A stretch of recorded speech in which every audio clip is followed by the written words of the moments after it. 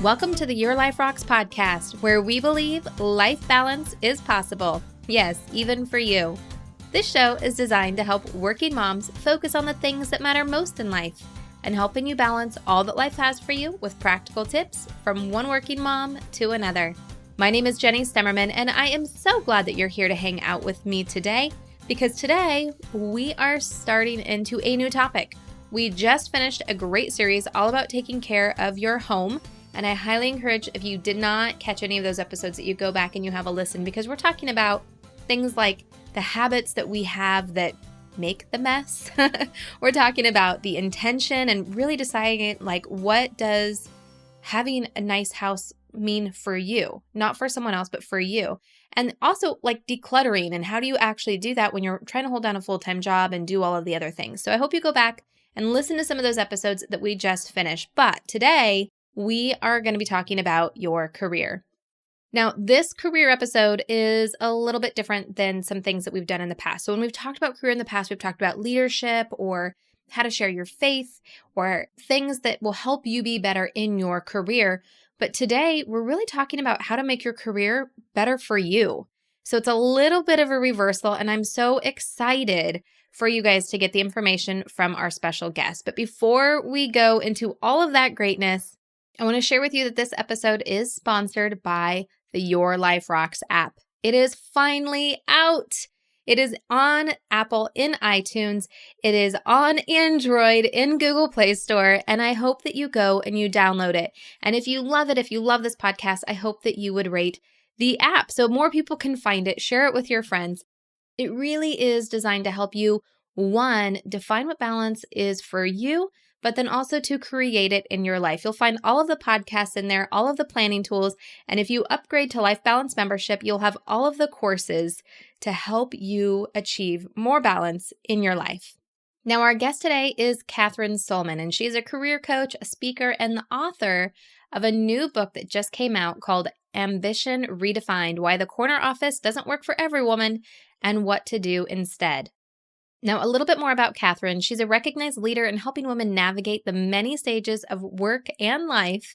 And through her blog and her coaching firm, 9 Lives for Women, she is on one of the few voices strongly encouraging women to always work. And she makes a great case for why she's so passionate about this during our interview. And in fact, she's spoken about this topic on things like the Today Show, NPR, the Wall Street Journal, New York Times, Money, CNBC, and now Your Life Rocks.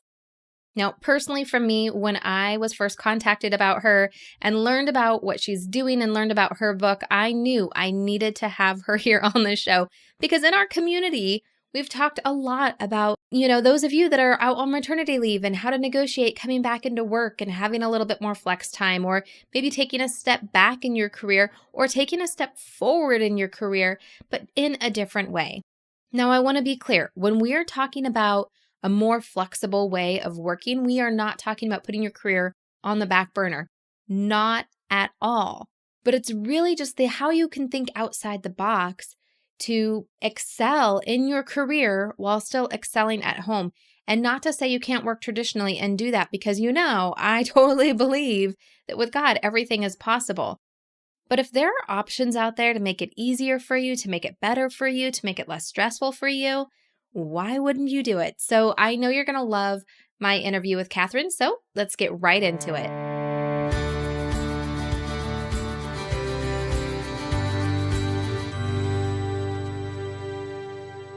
Kathryn, welcome to the Your Life Rocks podcast. I am beyond excited to chat with you today. Oh, I'm so be here. Thank you for having.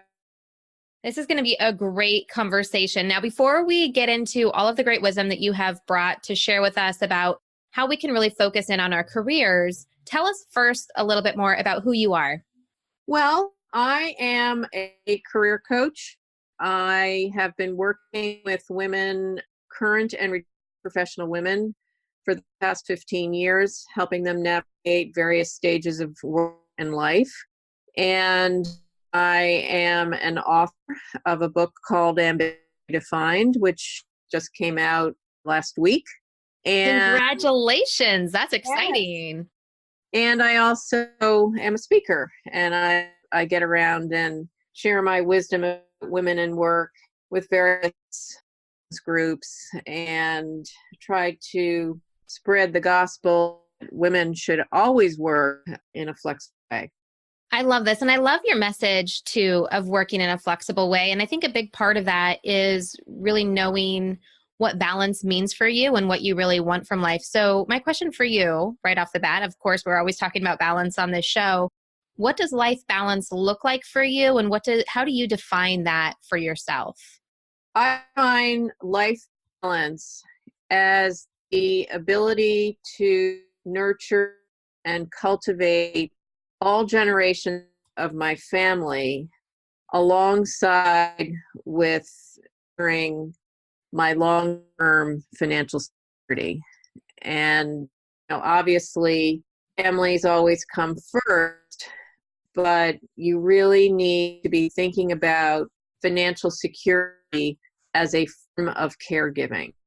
Oh, I like that. I like that. I think that that's something that oftentimes we don't look at it through that lens of financial security and our ability to be able to provide in a financial way by working. So tell me a little bit more about why that's such an important thing, especially for women.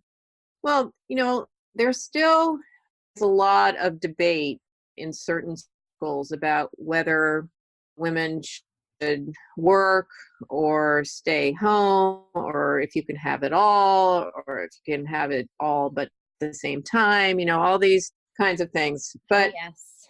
financial security piece and the fact that work is a means to a paycheck, which is a means to being able to save and invest, then get long-term financial security for a retirement could last 30 years or more, and all of life never knows. I mean, that's the piece people don't talk about. That's the very practical piece. That's not the emotional piece or the mental piece. That's the very practical piece. And so if I am talking to women who say, I just feel that I need to be home with my children, and there still are, many women who feel, that they really need to be focused on children 24/7. And I mean, I'm a mother of two daughters and I love being a mother. I do the best for my children.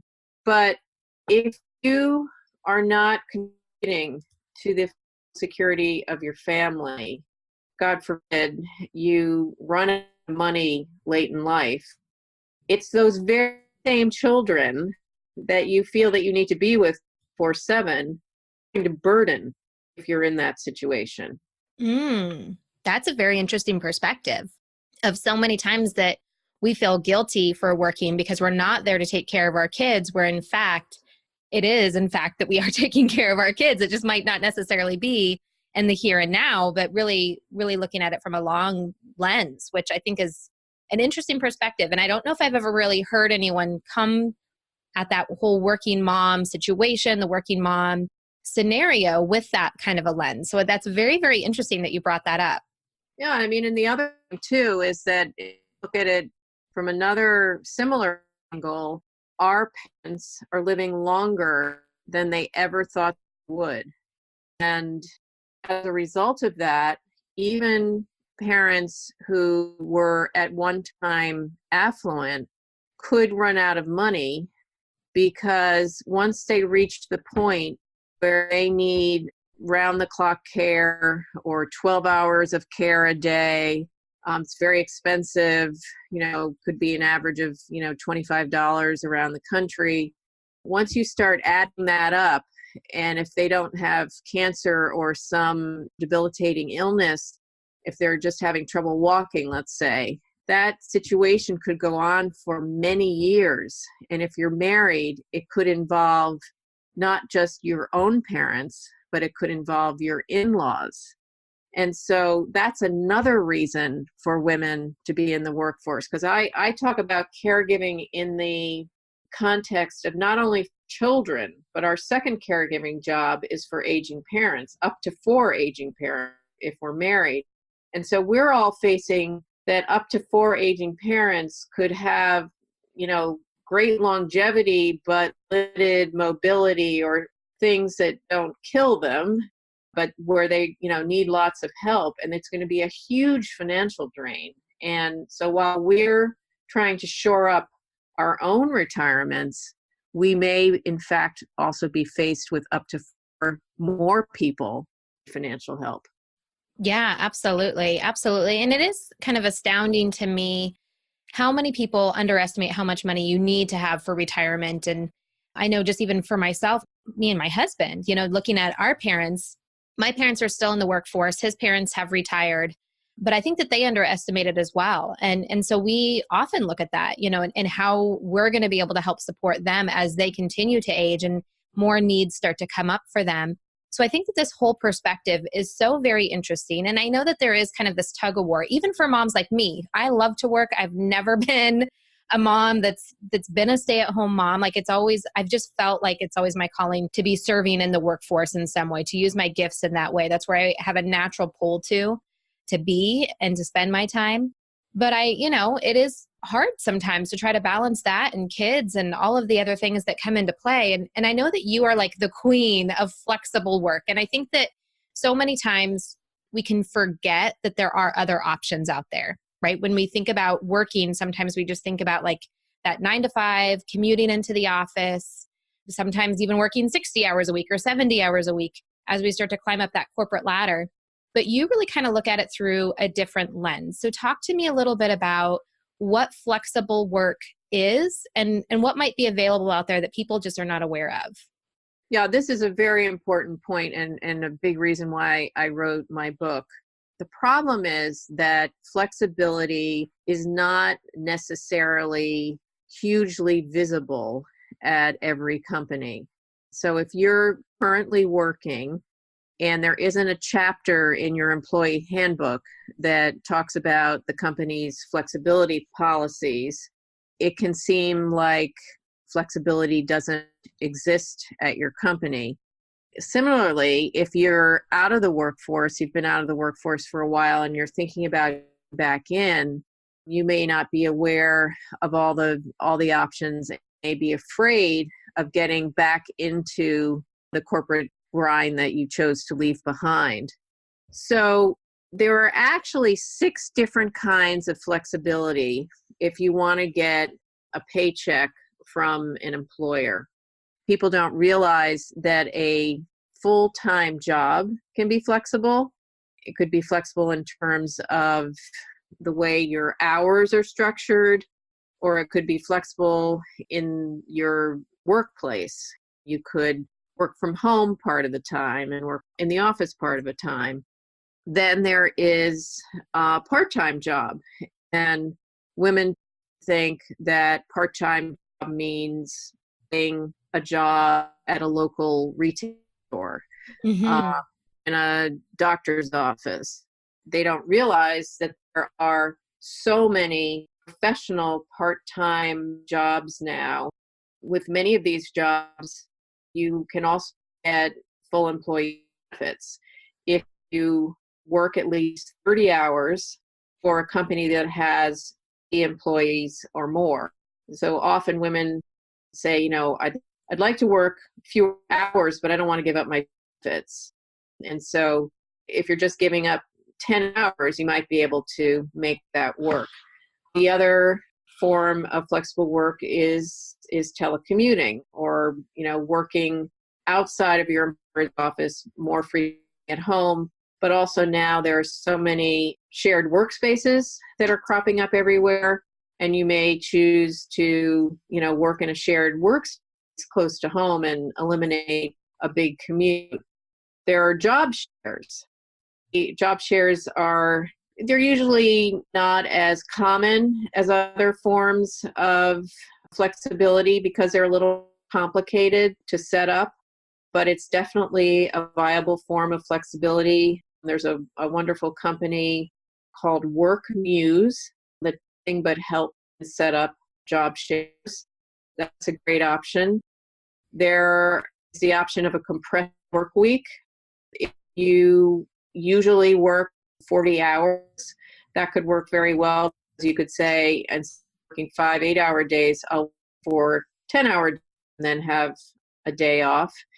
And then there are two more independent options. We're still getting paycheck from an employer, being a freelancer and working on perhaps shorter term projects. If you're deciding that you'd like to start your own marketing practice, for example, and going into various companies and lending your marketing expertise, usually on larger and longer initiatives. So those are the 6 ways that you could work in a flexible way and get money from an employer. And then there are endless options of having your own business and being an entrepreneur. And I think what's amazing about this is that it is becoming more and more common, I think, for companies to be open to having more flexible working type situations. But I often wonder, like, how do you transition to that? How do you even find those? I mean, for me, myself, sometimes I just think I'm very fortunate, but then sometimes I think, well, but I've also paid my dues. So my working situation is I do get to work from home. I travel probably about once a month, maybe sometimes every other month, but usually lately it's been once a month. Our corporate headquarters are down in LA. I live in Oregon. So I travel occasionally to our corporate office, but I do work from home. And I was able to negotiate my hours being on East Coast time.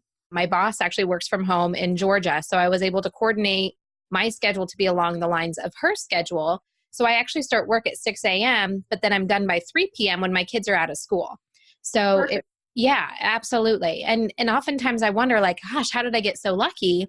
But I've also been doing what I do for 12 years and have built up a reputation and have been able to negotiate this kind of a working schedule and a working environment. But what is typical for women? How do they find positions like this? Is it something that you just kind of have to wait for that right opportunity and cross your fingers and hope for luck? Or is there more to it than that? Let's start with, if you're you're in your current position and you're working full time in a traditional structure. So how do you ask for flexibility? That's really what it boils down to. And women, hundreds and hundreds of women have told me over the 15 years that left their jobs and left the workforce because flexibility was not possible at their company. And when I dig deeper, I find out that they reached that conclusion because all they did was lob a simple ask.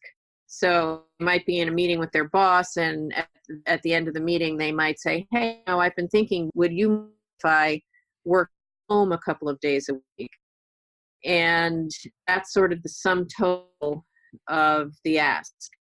And can't really approach flexibility that simply if it's not in the company handbook, if it's not, a policy. And so you really need to make a professional pitch for flexibility. And in the same way that you would pitch a client, with the same care and the same thought, and make it a written proposal that your boss can quietly read and consider. And then you have to make sure that you are, hitting all the points that are going to make your boss feel that nothing's going to fall through the cracks. So the first thing is to be very specific about the type of flexible work that you want. So I just went through all the different kinds of flexibility. You don't want to say, I just want to work in a more flexible way, because that could mean a million things. And then you're putting the onus on your boss to figure something out. Instead, figure out what you think is optimal for you and see if you can make it work with your employer. And you have to think about all things like saying before, how it will affect your benefits, how it will affect your career advancement. If you, went to part-time, you've got to think about how are you going to communicate with your team or continue to manage people if you're not on site all the time. And what tools are you going to use for collaboration or for meetings? You want to think about what are the objections that your boss is going to have. They're going to say things like, well, what if there's an emergency and it's a day that you're off, or you're supposed to be working from home and we need all hands on deck?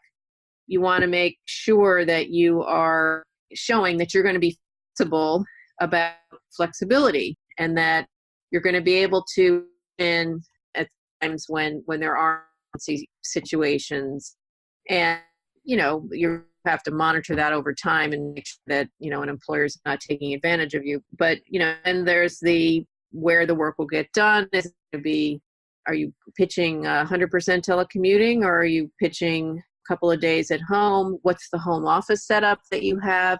Will equipment need to be, or software need to be replicated in the home office? Is that something that your employer would provide or be willing to pick up? You talk about ways that the flexibility arrangement could benefit your employer. So, for example, if you shift your hours, could it help your employer service clients who are in different time zones, kind of like what you were talking about? Or if you cut out a lengthy commute 2 or 3 days a week and you reinvested that time into like back burner projects, that would be a benefit to your employer. What would you be able to do better and faster because you don't have the distractions of the office? So those you want to, and you also want to create checks and balances. You want to be sure that this is going to work for you, it's going to work for your employer, and that there are open communication channels and defined check-in points that everybody can make sure that it's truly working for everyone. And it's really just a matter of, all of this is giving employers a comfort level that work is still going to be done. It's going to be done on time. It's going to be high quality, and nothing's going to fall through the cracks.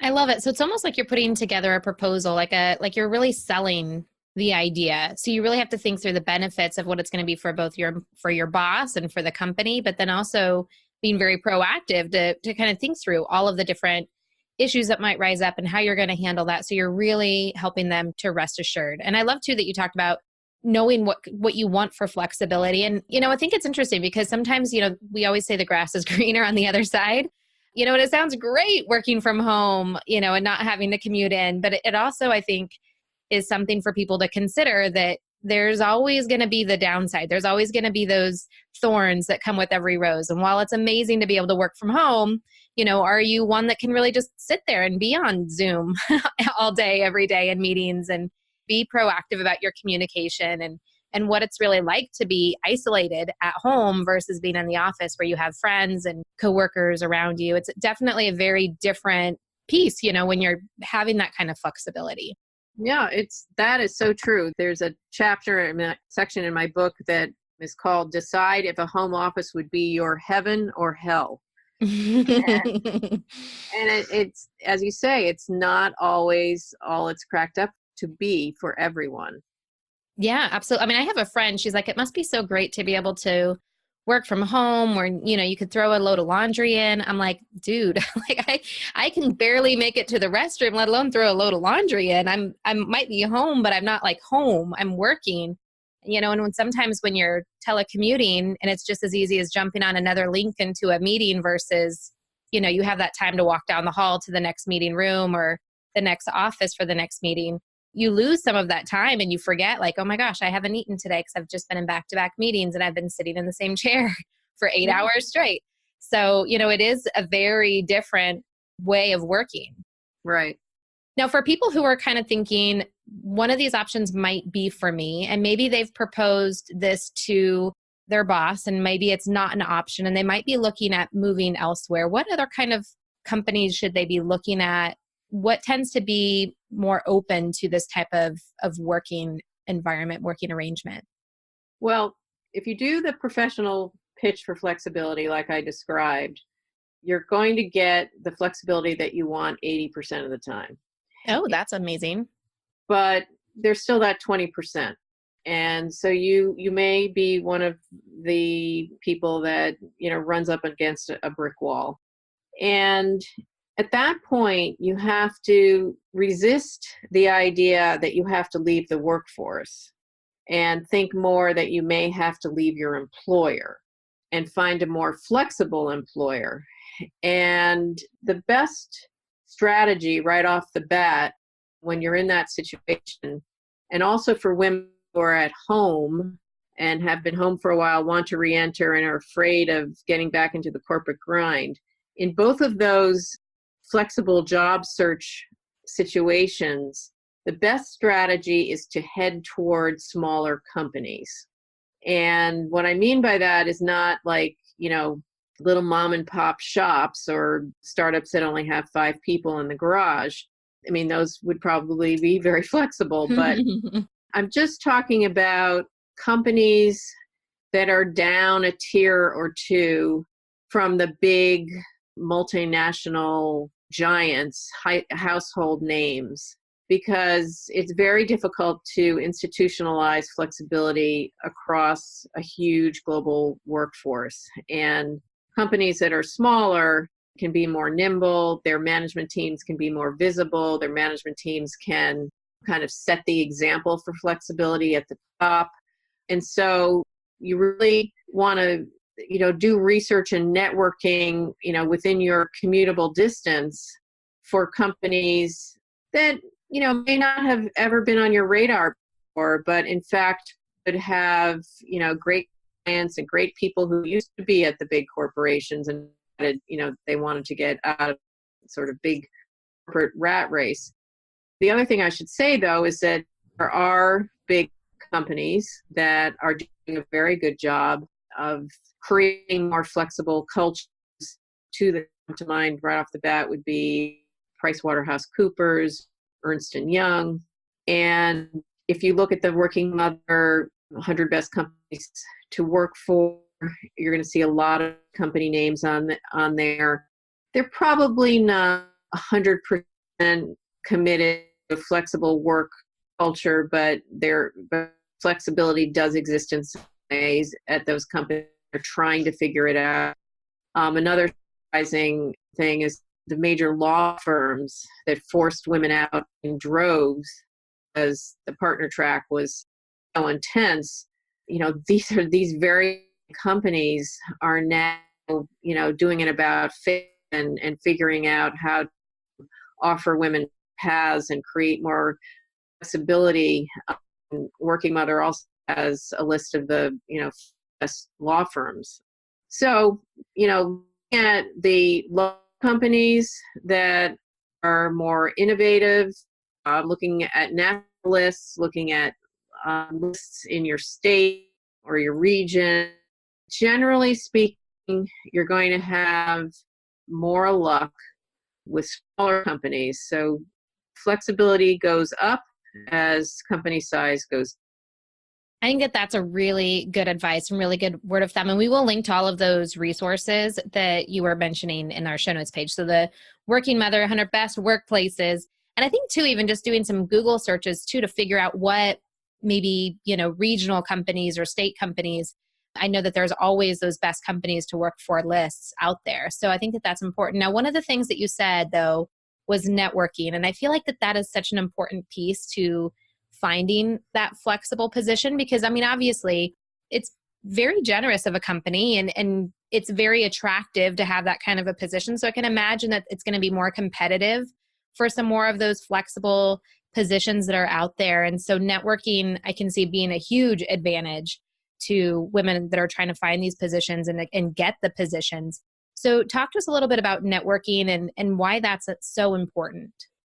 Well, networking is the most important job search tool, whether you're looking for a flexible job or a traditional job. But networking is particularly important when looking for a flexible job, because flexible jobs are not as widely advertised. Generally speaking, you don't want to be looking for a job on the internet under any circumstances, because the internet, every job listing gets huge numbers of responses, and the internet job boards tend to be big black hole. From a flexible work perspective, there are some exceptions I really highly recommend jobs, because they are committed to, very high quality listings, and they make sure that they're up to date and all jobs are flexible. But generally speaking, you have to search around for flexible job networking because in many cases, the jobs don't really exist. As you're networking and you're telling your connections about the kind of work that you want to do and you want to work in a flexible way, often what happens is that a hiring manager could be thinking, gee, this person would be great on a freelance basis for these 5 projects that we can't get to. Or, if we really can't afford another full-time person, but, maybe we could use this person's skill set in a part-time role. So a lot of things happen while you're networking where there doesn't have to be, a very specific role. Flexible roles are just, are fluid, and they occur as business needs ebb and flow. So you're out there talking to people, you're hearing about, changes that are happening. It could be as granular as, going out on maternity leave or disability leave for an extended period, or it could be just that they a new initiative and they have to staff it in a more as needed way, as opposed to hiring someone that may not be busy for an entire. That's so good. And I as you were talking, my mind, I was just thinking and was like, yeah, so many times I have referred someone to someone who was looking for some help, or just even had some questions about something that has led to someone having a job just by making an introduction for someone. And even, in my own situation, it was literally an old colleague who reached out over a Facebook message to say, hey, I'm trying to fill this position at this company. Do you know anyone who would be interested? And I was like, well, yeah, me, but it would have to be this, this, and this. And I was able to kind of negotiate that in the hiring process. But I think sometimes, we forget about those things and we start to think immediately about, oh, it'd be great if, and then all of a sudden those become our boundaries or our hard, fast rules of what we're looking for. And if something doesn't fit exactly that, then we move on, when really we forget, like, you never know how that opportunity is going to unfold. And so it's best just to keep networking, keep your eyes open, your options open, and see what might unfold in front of you. Right. Absolutely. Fantastic. So Kathryn, one last question I have for you. All of this stuff is so amazing. If anyone's been listening to this and they're thinking, I have been praying for some flexibility, I've been praying for another option, and I never even gave this a thought that I could possibly ask for some more flexibility in my current job or look for something that's a little bit different. I know in our Facebook group, we've had a few women who have been on maternity leave and have been able to negotiate coming back part-time or coming back 4 days a week, doing 410s, all kinds of different things. And like you mentioned early on, there's a lot of different ways that you can have flexible work. But if someone's listening to this and they're thinking, I really need this for my life, I really want to try to make a go of this, what would be that first piece of advice that you would give them to do? I think that you have to start thinking more in terms of your areas of expertise as opposed to the job titles that you think you want or that you're qualified for. Because flexible work is often filling a specific, requires a very specific talent. When you're hired into a full-time marketing manager position, you have a laundry list of responsibilities, and you kind of morph into somebody else's role a little bit, and it's different. If you're going to be hired into a part-time role or a freelance, or you're looking for consulting assignments, often you need to show that you have very specific and strong expertise in a certain area, because flexibility is often asked for specialists as opposed to generalists that the marketing manager role would be. That's good. That's a good tip. That's very, very good. Well, I'm super excited to be reading your book, Ambition Redefined. Now, where can people get their hands on your new book? Well, it's on Amazon and Barnes and Noble, and at your local bookstore. Fantastic. And we will link to everything, Kathryn, in our show notes page. I highly encourage you go over to her website and you just look around because she's got so many great tools and resources out there. And Kathryn, just thank you so much for being such a supporter for working women, for working moms, and for being here on the show today to be able to provide such great wisdom for our audience. Oh, thanks, Jenny. It was a pleasure to be here with you.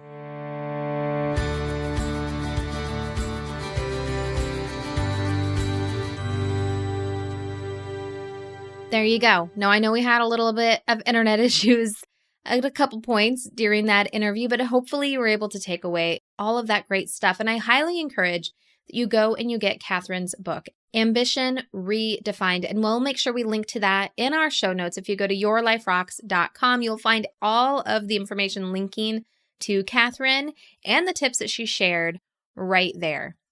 I'll also be sharing and talking about it this week inside of our Facebook community. So if you download the Your Life Rocks app, you just click on the community button. It will take you right there. You can find us in Facebook. Also, reach out to me on Instagram. I would love to see who is listening to the show. I'd love to see your face and get to know a little bit more about you. So pop on over there and say hello. And of course, if you are getting value from these podcasts, it would mean the world to me if you would share it with a friend. Even if you leave a review for either the app or the podcast, it's a way of sharing because it helps other people find all about Your Life Rocks and helps give them hope that balance can be possible for them too. So until next week, keep building a life that rocks. Bye.